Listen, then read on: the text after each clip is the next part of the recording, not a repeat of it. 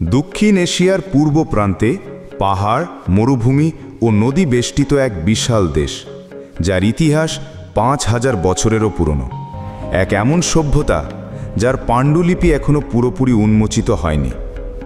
এক জাতি যারা একের পর এক রাজবংশ গড়েছে, পতন দেখেছে, বিদ্রোহ করেছে, বেঁচে থেকেছে, যার দেহ লোহা, আত্মা কাগজ, হৃদয় কল্পনা এবং অস্তিত্ব সময়ের চেয়েও পুরনো।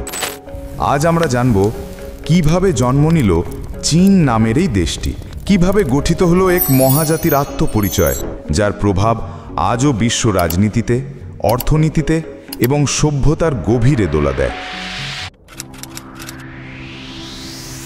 সময়টা আজ থেকে প্রায় ৫,০০০ বছর আগের। পৃথিবীর মানচিত্র তখনও আঁকা হয়নি, সভ্যতাও তখনও স্পষ্ট আকার পায়নি। কিন্তু হিমালয়ের পাদদেশে, আজকে চীনের উত্তরাংশে, এক নদী যার নাম হুয়াংহে বা হুয়াংহো অর্থাৎ হলুদ নদী।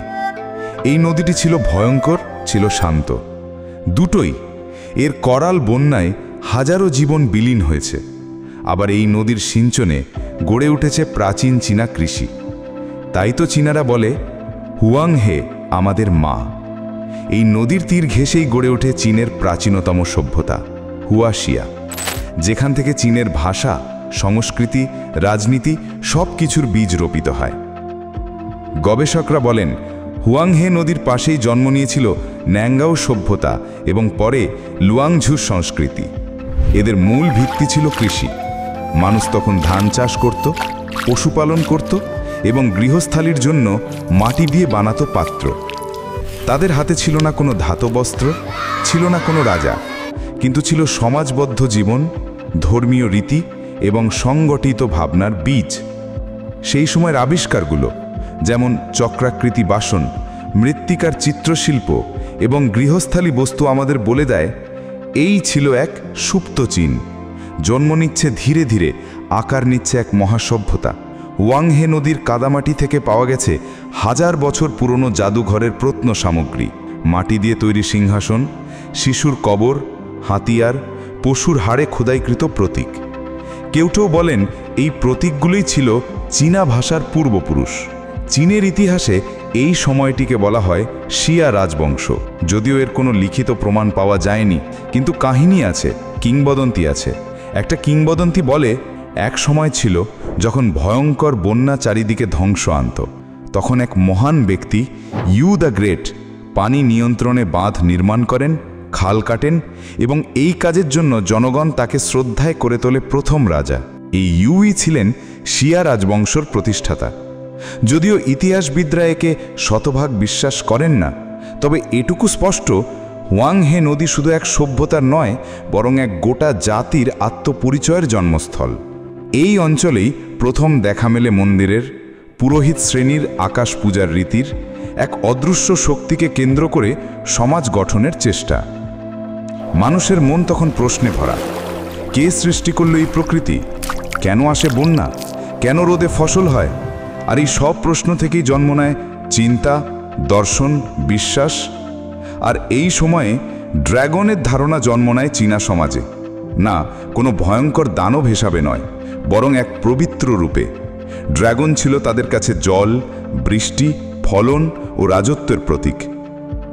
গবেষণায় জানা যায়, প্রাচীন চীনা সমাজে মানুষ বিশ্বাস করত আকাশে উচ্চতর শক্তি রয়েছে, যাকে তারা বলতো টিয়েন অর্থাৎ স্বর্গ।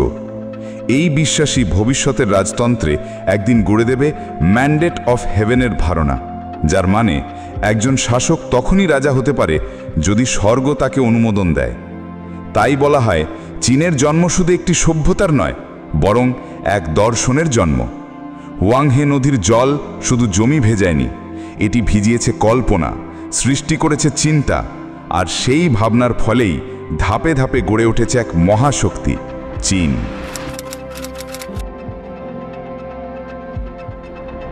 হুয়াংহে নদীর উপত্যকায় গড়ে ওঠা সেই প্রাচীন বসতিগুলোর ভেতর থেকে ধীরে ধীরে বেরিয়ে এলো এক শক্তিশালী সমাজ ব্যবস্থা।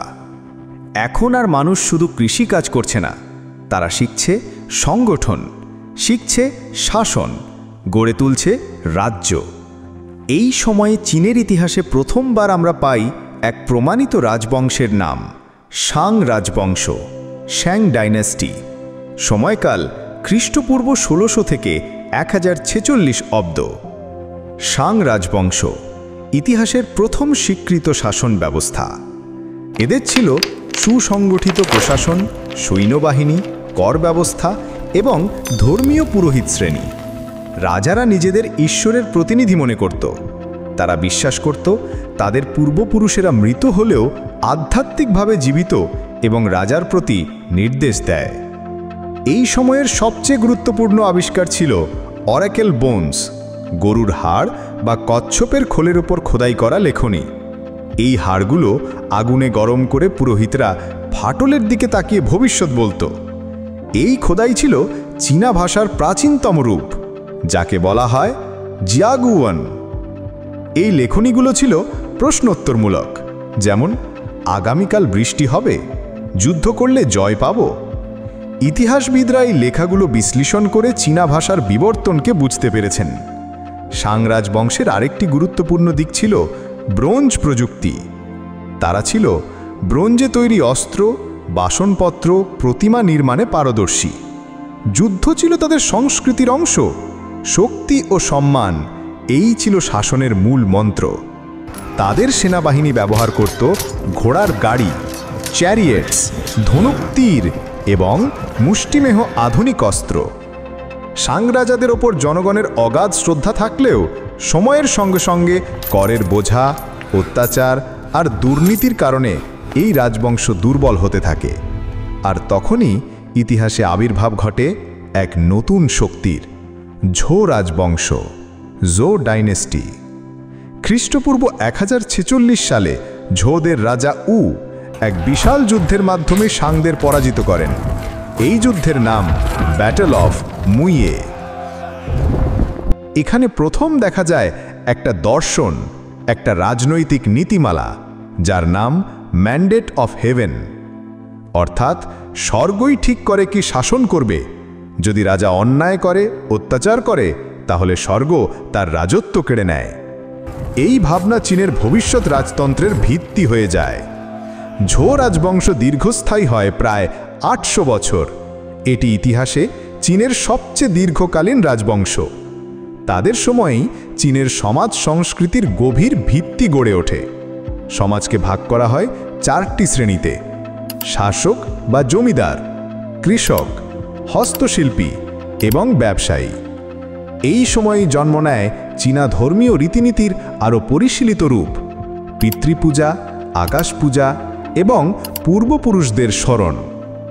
আগুন, জল, ধাতু, কাঠ ও মাটি, এই ৫ উপাদান তত্ত্ব প্রচলিত হয় ঝৌ যুগে। এই সময়ই সমাজে শুরু হয় গভীর আত্মানুসন্ধান। জন্ম নেয় দুটি মহান দার্শনিক ধারা, কনফিউশনিজম আর টাওইজম। যদিও সেগুলি বিস্তারিত আসবে পরবর্তী পর্বে, তবে এখানেই শুরু হয়েছিল সেই ভাবনা কিভাবে শাসন করতে হয়, মানুষের সাথে মানুষের সম্পর্ক কেমন হওয়া উচিত।